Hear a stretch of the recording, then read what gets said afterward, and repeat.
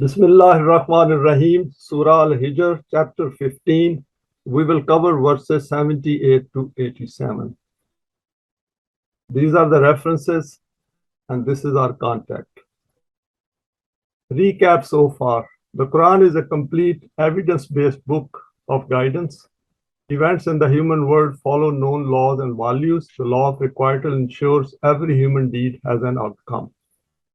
The Quran, that is the Arabic text, is preserved and protected for all times. There are enough resources for sustenance kept in the planet for all times for mankind. Their equitable distribution is the responsibility of men in power.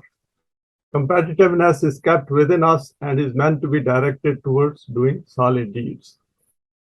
Everything in the world is created from water. Life and death follow Allah's laws, and these are kept out with the control of human hands, for example, physical death. Those who tread on the path of the Quran see tangible benefits as described in various verses.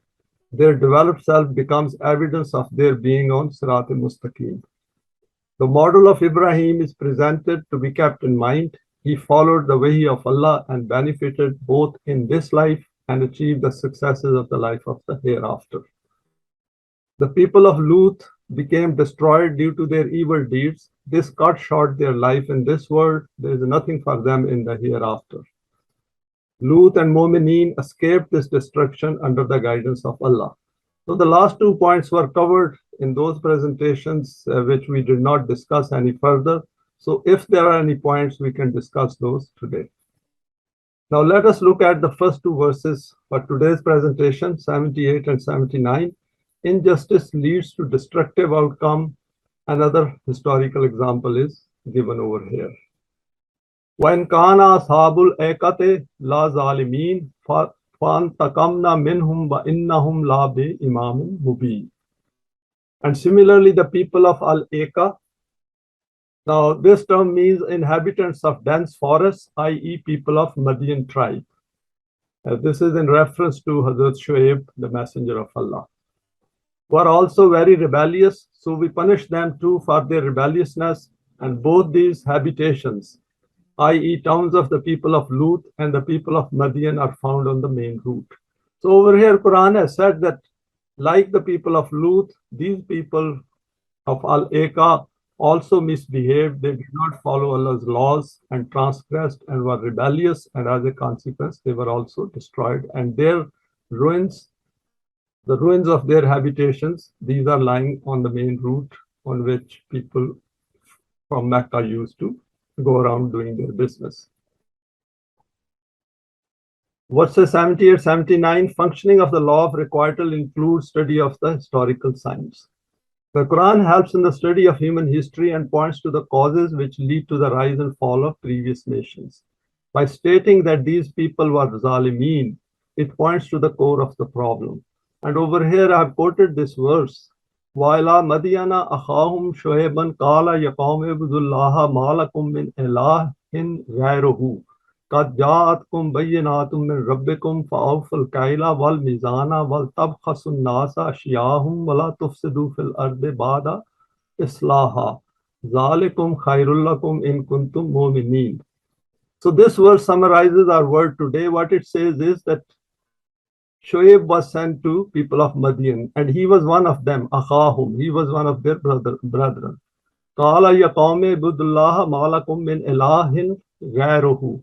What he said, the messenger Shoaib told the people that you should follow Allah's law, Abdullah, and do not have any other God other than Allah.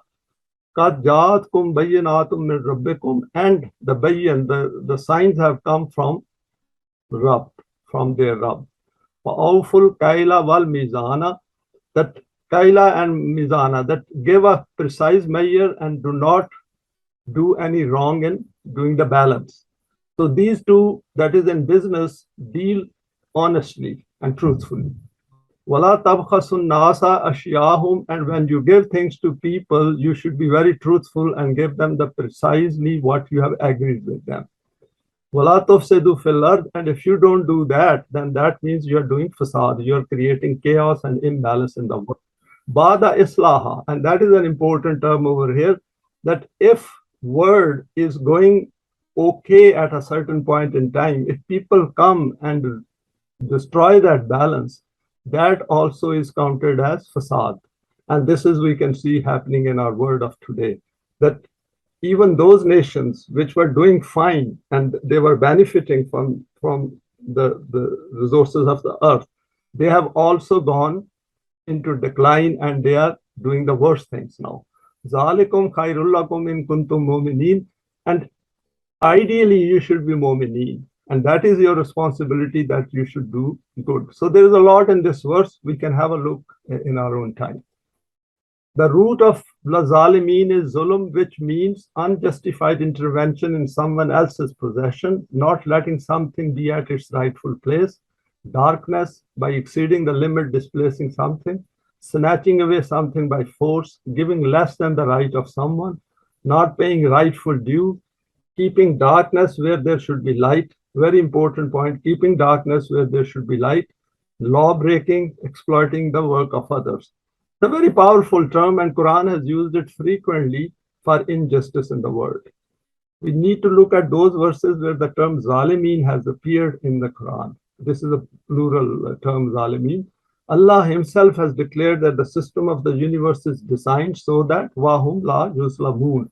If you remember famous verse 45:22, where Quran says wahum la yuzlamun, that the word universe is created in a way that nobody can be treated unjustly. There is absolutely no question of injustice to anyone, and human beings also need to follow that course in life. Otherwise, there will be chaos and conflicts. This means that if there is injustice anywhere in the world, it is against the natural order of things and is bound to lead to negative effects. This also means that those on haqq not only recognize zulm in all its forms, that is manifest and hidden, but they strive to confront it and establish the system of deen. The Quran has said, لِيُحِقَّ الْحَقَّ وَيُبْطَلَ الْبَاطِلَ وَلَوْ كَرِهَ الْمُجْرِمُونَ. That the Quran is sent so that the haqq becomes haqq and batil is declared as batil, so that people find out that it is batil, it is false, it is wrong, it is injustice. Even if those criminals who follow batil, they might hate it. So that haqq manifests as haqq and batil becomes exposed, even if criminals hate being exposed. Of course, criminals, they do wrong because they want to hide it, and then they hide it. And there is a complete system of secrecy, which is, we can see, established in the world, where people who are criminals, they try to hide all their crimes. Next to verses 80, 81, another example from history, people knowingly ignore the signs of Allah. Here, Quran given another example. In fact, it is Al Hijr, and on which this surah has been named. وَلَقَدْ كَذَّبَ أَصْحَابُ الْحِجْرِ الْمُرْسَلِينَ وَأَتَيْنَاهُمْ آيَاتِنَا فَكَانُوا عَنْهَا مُعْرِضِينَ. And the people of Al Hijr, i.e., the nation of Thamud, also falsified the message of their messengers. We had given them clear laws, but they remained in rebellion to these. They were a very powerful nation. So over here, Quran has referred to them like Ashab al-Eka and, of course, nation of Lut. And let us look at some more details. Process of following the guidance of Allah. These stories of former nations are reiterated with the aim to inform Rasulullah and the companions, and of course now us, that the struggle between haqq and batil, which they are facing, is not something new. This has been happening like this from the beginning, but there is nothing to be fearful about regarding this, because the ultimate victory is always of al-haq. And that is an important point of instruction for us, that ultimate victory is of al-haq. If we are absolutely convinced that our path is of al-haq, we should continue following it and then see that the results will start falling in place. And verse 773 sums it up. And over here, if we see that the people of Thamud, they had Hazrat Saleh sent as messenger to them. And he was also one of them. Bala Samudan akhahum salihan qala ya qawm ibudullaha ma lakum min ilahin ghayruhu qad ja'atkum bayyinatum min rabbikum. Up to this point, this verse has exactly the same points as was covered in the case of Messenger Shuaib. Hazihi naqatallahi lakum ayatun فَذَرُوهَا تَأْكُلُ فِي أَرْضِ اللَّهِ وَلَا تَمَسُّوهَا بِسُوءٍ يَأْخُذْكُمْ عَذَابٌ أَلِيمٌ. So over here, what happened was that he was telling his people that you should follow Allah's laws, and they refused to follow that. But ultimately, they came to some agreement. And Hazrat Saleh said that this is the she-camel, who is the creation of Allah, and let her go around wherever she wishes in the land. Because the rich people had occupied the land and they were depriving the poor from using the land. And as a result, they had injustice in the land. And over here, then they agreed that let the she-camel go around in the land of Allah. And note the term Ardallah, that is, the land belongs to Allah. Nobody owns the land. And it is a fact. When we die, we leave everything behind. So over here, what Quran says is that since they started exploiting the resources of the earth, and only few hands started to accumulate, as a result, the others are deprived. So as a result of that, so this is a very major crime which people commit. Besuin فَيَأْخُذُكُمْ عَذَابٌ أَلِيمٌ, and as a result, they were punished. So these are the points which we should keep it in mind, that in the previous verse, what Hazrat Shoaib said was that don't do wrong in business. Over here, it is the distribution of Earth's resources. Next is, in this struggle, the program used to be that the messenger of Allah would communicate the message of Allah only to his own people. Out of them, whichever righteous people accepted this message, they were included in his Jamaat. Ultimately, such a point would come when it would become clear that the remainder of the people will not accept the message, in fact, would go to any extreme to oppose it. So this is the process which was followed, and we are following the same process. First, we have come to the Quran. Then we understood it ourselves by reading the Quran and the books by Allama Pervez, and of course, a lot of other books. And through discussion, we came to this conclusion that Quran is for us. And then we have come together, and now we are in the second stage of removing the differences, which more or less we have removed. And we are in a process of strengthening our own self. So this is the process which is followed, and the messengers also followed the same process. At this juncture, the messenger used to migrate with his Jamaat to another such location which was more favorable for his mission. This also used to be a sign for the severing of relations with this nation. Of course, in today's world, the situation is different. Now we have certain means of communication, like using this platform, so we can come together on this platform and enhance our understanding. And of course, in our own time, then we can practice the permanent values. By stating Fakanu an Hamuridin, they are moving away or avoiding it. Because those people who do not like the Quran, they are going to move away. And we see that. There are a lot of people who listen to the Quran and then they say it is not for us, either through their conduct and behavior, or some of them even openly state that. This is a great sign for our teaching and training about the human psyche. So if people don't want it, that is their choice. We should not complain about it. We should not have any ill feelings about it. And we should move away and concentrate on the work which we have in hand by reading the Quran and by studying it. If people do not show any interest in the Quranic value system, then there is no point in keeping our expectations high about them. It simply means that they are not interested in the pure Quran as a system of deen. We have gone through some of these points previously as well. Verses 82 to 84, our priorities need to be right. وَقَانُوا يَنْحِتُونَ مِنَ الْجِبَالِ بُيُوتًا آمِنِينَ فَأَخَذَتْهُمُ السِّيحَةُ مُصْبِحِينَ فَمَا أَغْنَىٰ عَنْهُمْ مَا كَانُوا يَكْسِبُونَ. Over here, in the second case, that is about the people of Thamud, the Quran has gone in slightly more details, just like the people of Lut. They used to carve the mountains to make their homes, so that these homes, like castles, they could remain secure. Very interesting. The people, they try to take protection of the physical means of life.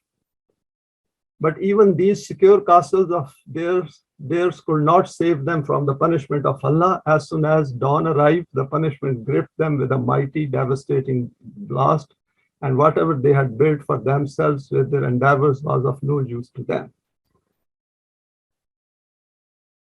Now, I've gone through some more details about these three verses, 82, 84. We need to set our priorities right in this finite existence on the planet. The Quran is not against the building of big structures and buildings, but it is against the exploitation of human beings when the priority is given to erecting these structures and monuments. The basic principle given is to work for that which is good for mankind, not aimless skyscrapers in the foundations of which is poured the blood of human beings. And we see it all around. For example, there is the World Cup coming up in Qatar. And just see that the stadiums which are built over there and all the foreign labor, them which is used over there by paying them the minimum. In another, it is made clear, وَتَنْحِتُونَ مِنَ الْجِبَالِ بُيُوتًا فَارِهِينَ. So there the Quran says that not only that you build these, but you take a lot of pride in that, because that becomes the focus of your attention, as if you are going to live in this life forever, as if you own the planet, taking pride in big structures carved out of mountains. So Quran puts a lot of emphasis on human psyche behind what they do, even in the physical world. So that is where we should concentrate and look at our own psyche as well, that how it gets transformed in the light of the Quran. Another important value noted here is that these structures may appear very strong, i.e. representing the powerful nations, but these do not provide security under the law of Allah. In fact, these distract us from the higher purpose of life, and we start to feel as if we are going to stay in this life forever. And this is, I've seen this psychology working behind the minds of these people, and where they are quite convinced that whatever they are possessing, it is never going to go away. And if they have become very rich, they are never going to go poor. And they make full effort to acquire that power so that they can accumulate as much as possible. And once they accumulate for themselves, then they start thinking of their grandchildren and grandchildren, and those kind of thoughts start coming into their mind. And this is an unbridled intellect. This is how it is supposed to behave. Whatever we do in this life, we need to keep in mind that our stay here is finite and there is another life awaiting us after our death. And hereafter doesn't come into this kind of a behavior. Because such people gradually become totally cognizant of the consequences of their evil deeds and are intoxicated by their power, when the results of their evil deeds finally catch up with them, then they are surprised. This destruction appears before them unexpectedly and brings an end to their reign of power. And at that time, if we are around, we should never have any sympathy for them. This is something which we should always keep it in mind, and that was covered in my previous presentation. Whatever great they had done goes to waste, and there is nothing in the balance of Allah which has any value. No developed self, hence leaving this life empty-handed. And we can look at this verse 105 of chapter 18. Now next, 85, 86, discover the purpose of human creation. وَمَا خَلَقْنَا السَّمَاوَاتِ وَالْأَرْضَ وَمَا بَيْنَهُمَا إِلَّا بِالْحَقِّ وَإِنَّ السَّاعَةَ لَآتِيَاتٌ فَاصْفَحِ الصَّفْحَ الْجَمِيلَ إِنَّ رَبَّكَ هُوَ الْخَلَّاقُ الْعَلِيمُ. O Rasool, you have seen how the evil deeds of former nations destroyed them. The fact is that this system of the universe, which is as-samawati wal-ard, has been created for this very purpose, that it keeps establishing concrete constructive results. Destructive forces cannot fit into the program of the universe, hence can never be successful. Therefore, whatever happened to those nations, the same will happen to the nation you are addressing, and same will happen to the nations around us. So that is something we should keep it in mind. If we feel low at any time, we should go back to these presentations, we should go back to these verses and reassure ourselves. That decisive revolution of which they are being warned will surely come, so do not squabble with them. So there is no point in having an argument with them or becoming emotional. The thing is that the law of requital wants us to be very patient, steadfast, and follow our path. Whatever amount of work in disseminating the message of Haqq was necessary, it has been done. Dissociating yourself from them in an extremely amicable manner, you should remain engaged in completion of your program. This is a very interesting part of this verse, where Quran says, فَأَصْفَحِ الصَّفْحَ الْجَمِيلَ. that if you have to move away from them, because once a Jamaat starts forming, a platform becomes available where we can come together and discuss these things, then we should not really worry ourselves with what is happening elsewhere. Then we should concentrate our efforts on strengthening ourselves, which you have already created through our Iman. All of this is being stated from that Rabb of yours who has created this whole system of the universe, and he knows what the consequences are of what kinds of efforts and deeds. Great message of hope for us in these two verses 85, 86. Here Allah has drawn our attention to a few concrete facts. Firstly, never to think that our efforts on this path will go wasted. These are producing effects which are not visible in the initial stages. We have gone through this aspect previously as well, and there is no harm reiterating it, that through our thoughts do come with so much Iblisi system well established around us, where we might think that we are doing nothing. Actually, when we are strengthening ourselves and also sharing Allah's message together, that is a sign of being on the right path. And what we need is to remain steadfast and always think that the good which we are doing, its effects are being created. They are just not visible at this present stage. Secondly, the accumulated results of human positive efforts culminate in their manifestation at a future time, which may be around the corner. So do not give up.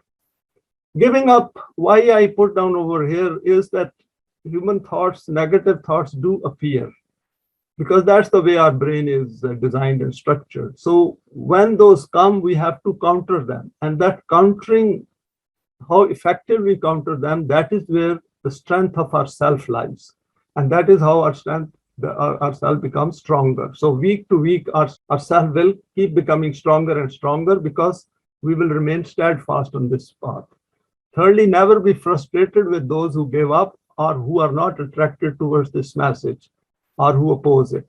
So it's not a game of numbers that how many people are watching these presentations or how many people are on this platform and who are leaving the platform, abandoning it, not interested, which is fine. They are making their own choice. The fact is, none of us is going to be in this world forever. At least we are making our best, whatever resources we have at this point in time, and with all the Iblisi system all around us, this is the best we can do at this point in time. When we are absolutely sure about the direction of our travel, we never become distracted. And when we are traveling towards our destination, we do not waste our valuable time. Now, this is a good example from our daily life. If we are going from one town to another town, and we have boarded the right bus or the right train, and someone comes to us that you may be on the wrong bus or train, we will very strongly say, no, I know what I'm doing and I'm on the right bus or the right train. And of course, that is a physical aspect of life. But over here again, we should be fully convinced and check our path again and again in the light of the Quran that we are on the right path and our self is becoming stronger. And that is what the conviction of our Iman means. And then solid deeds, through solid deeds, whatever we can afford, whatever we can do, we strengthen it on a every weekly or weekly basis. Part of the process of our self-development is to remain calm, well-mannered, knowledgeable, wise, fully conscious, perceptive, focused, remain united at the level of our hearts and minds. One verse sums it well for us.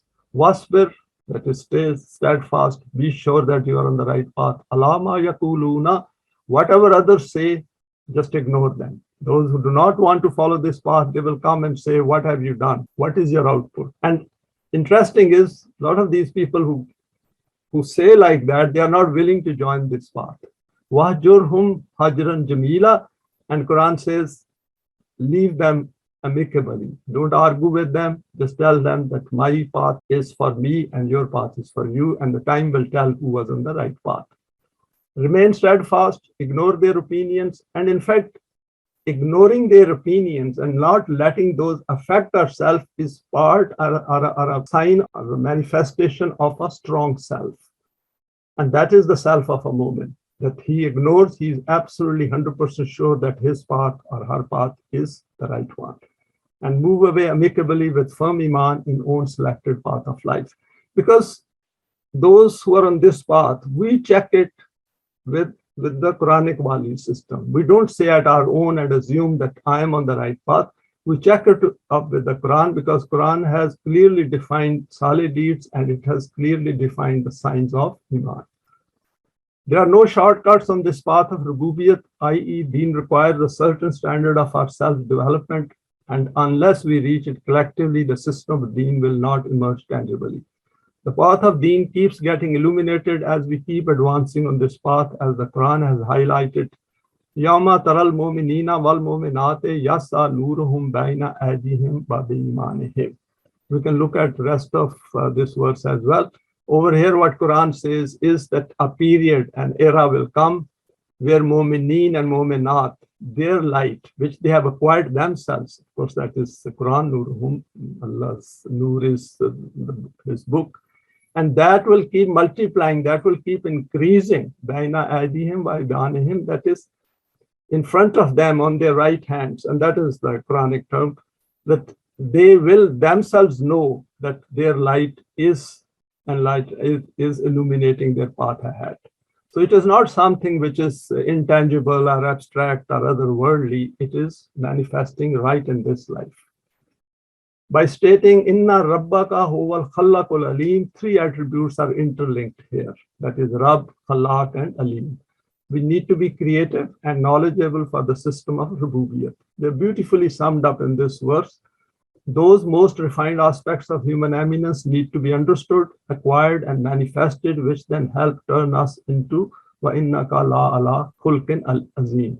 Now, this verse is used for the character of Rasulullah sallallahu alaihi wasallam, but it is equally applicable to those who are coming later on and are following the path of the Quran. That a great character develops, a great strength develops within them, so that they are able to understand the system of Deen and then come together and work for it.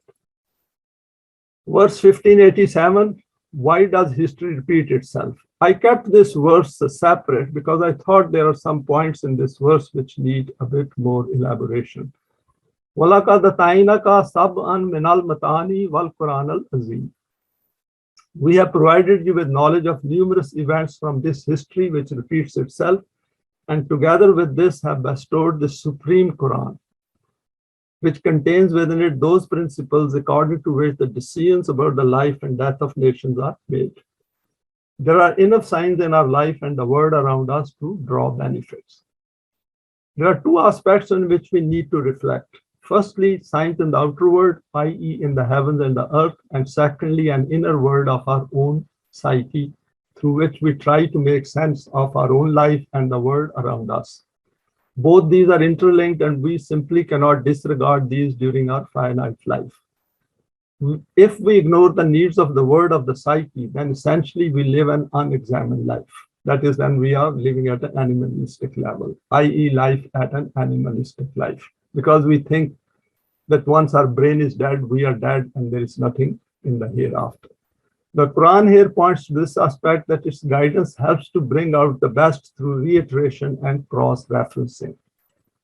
History only repeats itself if we allow it to repeat itself. Over here, the Quran says that we have given you these signs or verses which are being repeated, or similar ones. It is a waste of human time and effort at a mega scale to let history repeat itself. We have heard this phrase that history repeats itself, which is a fact. If we do not follow the Quran, then history will repeat itself because we will keep making the same mistakes again and again. We will keep doing the same injustice which previous nations did. We need education, teaching, and training to enhance our understanding for the whole of mankind, i.e. on a global scale. So our effort is not to let the history repeat itself, because life is about evolving higher and higher, going further in life. If we are going cyclically, going around in circles, then we don't achieve anything. If we keep making the same mistakes, then essentially we are going around the same point again and again. Both these segments of our world are there to help us use our cognitive faculties to develop our rational thought and reasoning prowess. However, the important part is that if we spend all our efforts at a lower level and live in a world full of conflicts and fear, then we will waste our energies and potentials in surviving in such an environment and the higher eminent life will remain beyond our reach. We will not even know about that eminent life, that if there is, we could live a better life. Without the Quran, we will not know that if we can live a better life than where we are in the world. Because most of the human beings, they follow, they are part of the crowd and they conform with the rich and the powerful. Hence, it is important that we make efforts to change the world's environment so that conducive circumstances are created which help to have more self-possessing eminence, and future generations are presented with a choice to reach those loftiest heights which are presently reserved for the selected few. Over here, we should keep it in mind that when I put down this comment, it is primarily for the capitalist system, because the loftiest heights, we will only know them, and we know them through our own learning of the Quran. But unless the system of deen is established and the Quran is taught academically, and the children are educated and trained, then they will understand what these loftiest heights are.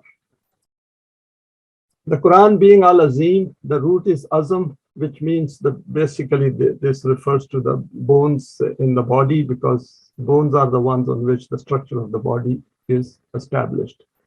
Deals with the finest aspects of human cognitive processes and teaches to get the best out of these faculties which are kept there to be explored. Presently, it all appears to be utopian, but merely thinking of this places this within the realm of possibilities. Because if we think about something, then we are going to do something about it. And Quran has told us that whatever is in the Quran, it is all possible. It is within the potentials of human beings. Those potentials have been kept within us. And if we do not use those potentials for that, then those potentials will remain dead within us and they will never be manifested. After all, the positives which we as mankind have achieved so far were considered beyond our reach a few hundred years ago. We have seen that how the face of the earth has been changed in terms of technology, and all these potentials were there, but human beings discovered them in the last few hundred years. As a consequence of our evolutionary advancement, we have at least recognized those forces which are hampering our progress. Whatever is in the Quran is placed within our reach. So when Quran says Quran al-Azim, it means that Quran has all those aspects right at the fundamental level for which are kept within human beings, from which they can bring out new life out of the death of created by the man-made systems. Now over here, what I've done is I've added 2 slides from this book, The Making of Humanity by Robert Briffault, who has put down a lot of important points in terms of evolutionary progress of mankind. He has tried to trace it from since the time from where the human history exists. And these points are, I thought, are very interesting, because since he's thinking on those lines, he's trying to say that mankind has yet to get best out of them. Of course, he's not mentioning anything about the life of the hereafter. But he did write a chapter on Muslim contributions intellectually towards this process of making of humanity. And he says that Christian West has been extremely unjust to that part which was lived by Muslims and which was created by Muslims intellectually.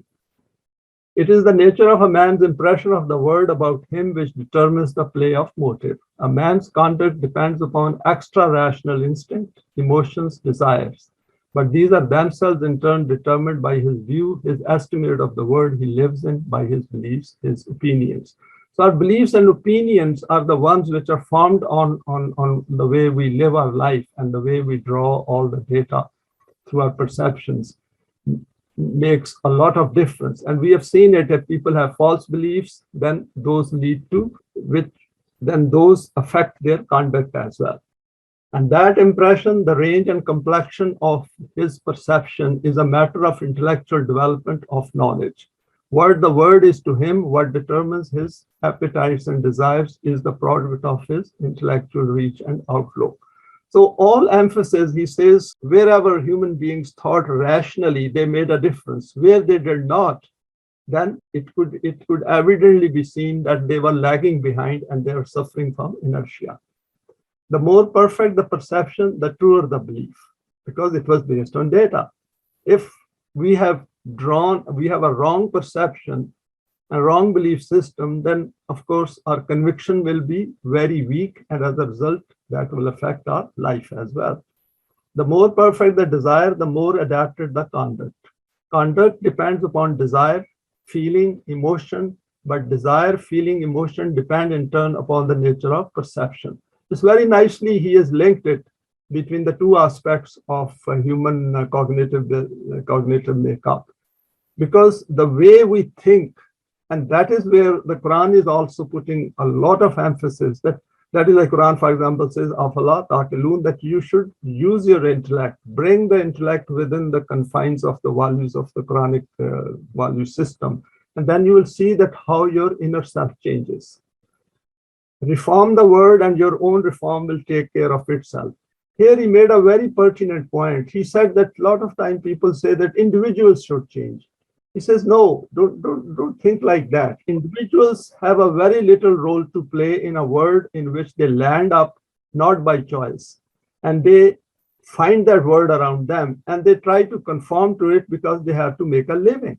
So people who are at the helm of affairs, they should think of reforming the world. And if we see, this is what Quran also says, because Quran is, for example, addressing Pharaoh, the rich people, the powerful people, those who are malawlazina, those who had the means of sustenance in their control. And that is why the nation get destroyed, because these people at the top are the ones who create that man-device system.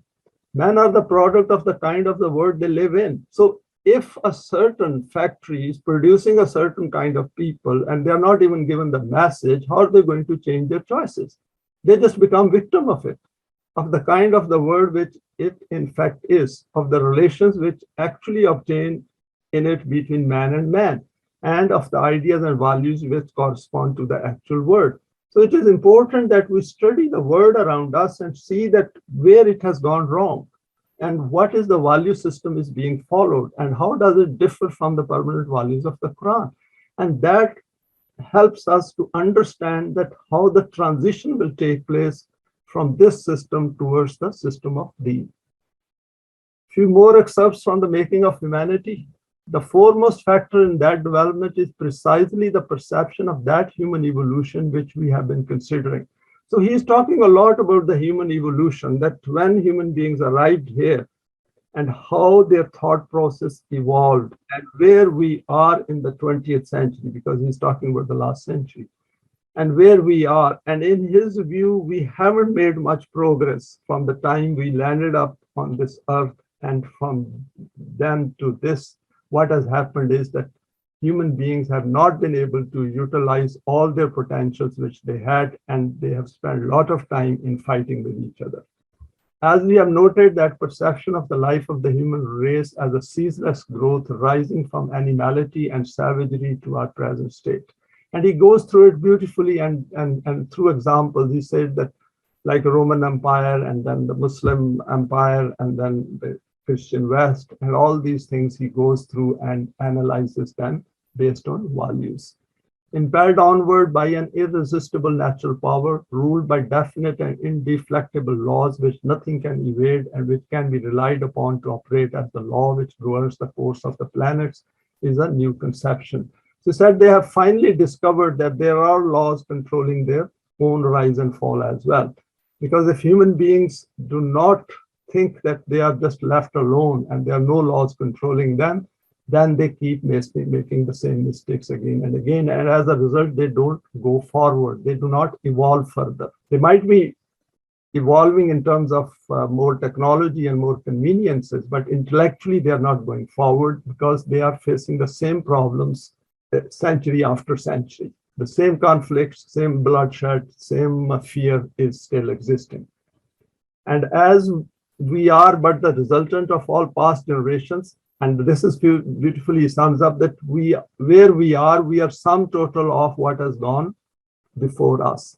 Exactly, he of course doesn't know about the law of requital, definitely, but he does talk of causation. so too are we the makers of the future evolution of the race, as the function of the past was to make us what we are. So the future is dependent upon our being and doing. So he's very assertive, very clear on this, that what we are doing today, we are actually sowing the seeds of our future or tomorrow. And this is something very important, because the way he's analyzed this, there is a lot more in this book. And I've got a PDF version. I can share it on our seminar group. And we can selectively go through it and read some of these paragraphs ourselves. There's a lot more. I've just taken the gist of it. The law by which that great natural process is actually governed only takes account of the existing generation as a stepping stone to future evolution. That evolution is the all-important object to which all others are subordinate. The present is of no significance except as the seed, the determinant of what is to come. The present is constantly being sacrificed to the future. Each successive moment is subservient to the process of which it is but a transient phase. So this is very interestingly, he summed up that where we are today, we are sowing the seeds of tomorrow. And our effort should be that we sow the right kind of a seed if we want to have a better future.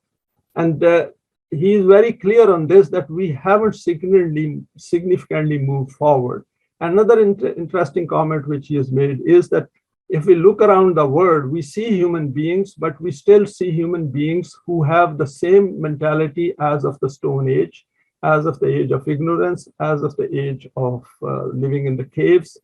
And of course, he also talks about the slavery of women, and of course, the other slavery as well, intellectual slavery. So it's a quite a comprehensive analysis where humanity is in 20th century. And I don't think we have moved much ahead from the last century. With that, I come to the end of this presentation. Thanks for your time and for sharing this presentation.